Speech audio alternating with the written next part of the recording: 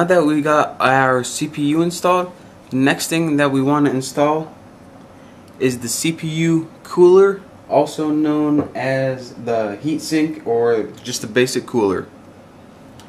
So what came in my box are these two parts. These are for Intel motherboards. We got an AMD, so we don't need that. What we do need though is this, the only other thing that came in here, and this is I call it heatsink grease. People call it thermal grease. Go ahead and tear this open. I don't need to show you guys how to tear it open. You guys probably figure that out. And what we're going to want to do is apply it right here. So apply it right there and spread it across just like that.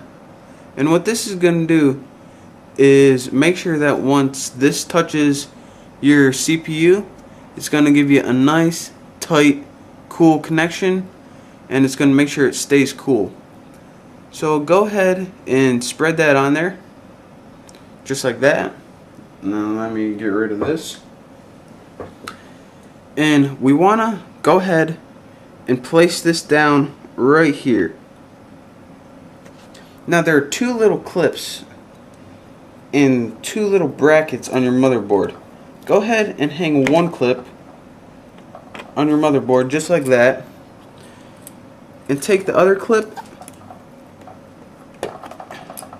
They're gonna be, there we go, easy Bessie. Now our CPU cooler is locked in. Now this is different than an Intel motherboard. On an Intel motherboard there are 4 plugs on either side and buttons you press into, but on an AMD it has a built-in bracket. So that's how we do that. Again, clip it to one side, apply thermal grease, apply the thermal grease before, clip it to one side, hang it over to the other side, clip it in. And it actually was a lot tougher than I remember it being. So once we do that, we can go ahead and hook it up to our motherboard. Go ahead and take this off.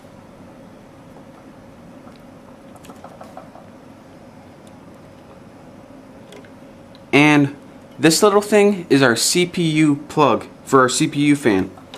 Now there's going to be a little thing on your motherboard, and if you read it, it says CPU fan. So why don't you put A and B together? Go ahead and plug that baby in. Make sure you don't bend any pins, and it should plug in. Make sure this wire is out of the way.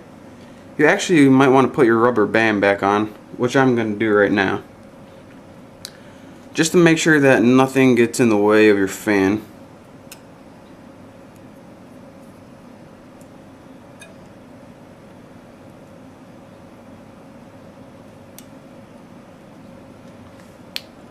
So now we install our CPU fan.